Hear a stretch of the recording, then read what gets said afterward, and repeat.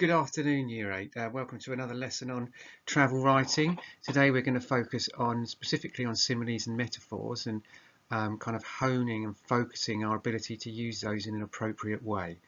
But before we do that, I want you to write a blurb for the back of Macbeth. Now imagine Macbeth is a book. Obviously it's a play, but it comes in a book form. And when you go into a bookshop, people pick up books, and the first thing they do is they read the sort of description of the book on the back. It's called a blurb. Now it's quite a difficult thing to do this, because you have to make the books sound sufficiently interesting and exciting, but you mustn't give away any of the plot, otherwise that would ruin it, wouldn't it? So I want you to write a blurb for the back of Macbeth. This will take you about 15 minutes actually, I would have thought. So probably about 7 or 8 lines, just getting across how exciting Macbeth is and sort of what it's all about, but without giving away the plot. So in fact I'll give you 10 minutes to do that and then go on to the next slide. Okay, our learning objective today is to explore ways of using metaphors and similes. I think we're all relatively comfortable with what they are, but we will be going over that again. But now we need to learn how to use them so that they make our descriptive writing more exciting and interesting. So your title is Metaphors and Similes. Put that into your books. And this is what we're doing. We're going to be doing some descriptive writing, travel writing, using similes and metaphors, and the goal is how to actually use them to improve our descriptive writing rather than just crowbarring them in there for the sake of it. We need them to go into our descriptive writing and improve it.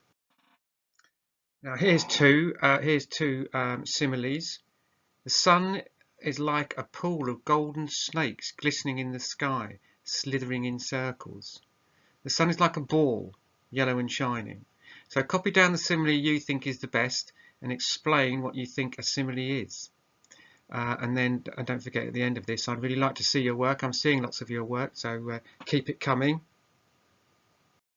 Okay, now we're looking specifically at similes. I want you to copy all 4 of these into your books and put a simile at the end of each one. So the rain sounded like ball bearings on the tin roof. The wind whistled like a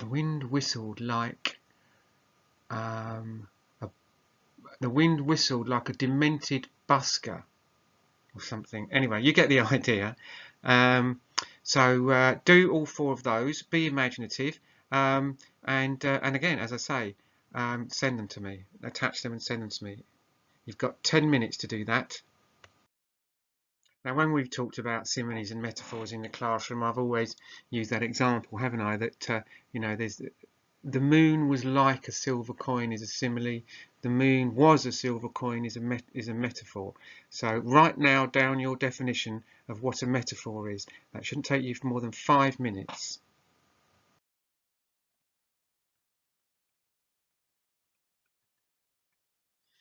Okay, what are these, similes or metaphors? If you're in a classroom, this will be a sort of a quick fire thing going around the room. Obviously we can't do that. So just write down, you don't need to write these similes or metaphors into your books, just write down, actually do write them into your book, because I'm just thinking if you send it to me, I need to check what you've done. It'll be simpler for me rather than going back to the lesson if you've put it there. So write down the sentence and at the end put simile or metaphor. I'll give you 15 minutes to do that because there's quite a lot of writing there. Then on to the next slide.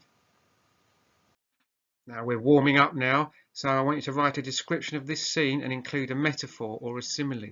Now to me that looks like some kind of futuristic city. They've got very futuristic looking buildings, but simultaneously lots of green about, which says that they might have gone some way to solving the climate problem. So write a description of this scene, include a metaphor or a simile. It doesn't have to be very long, 3 or 4 lines. 8 minutes to do that, year 8. I've attached a link here to a part of the Frozen Planet program that you might have seen some of, and I want you to watch it and then just come up with 2 similes and 2 metaphors based on the things you see in the Frozen Planet clip. That will take you 8 minutes. And now the travel writing part. You must write a story for a local magazine. The story's title must be Frozen Adventures.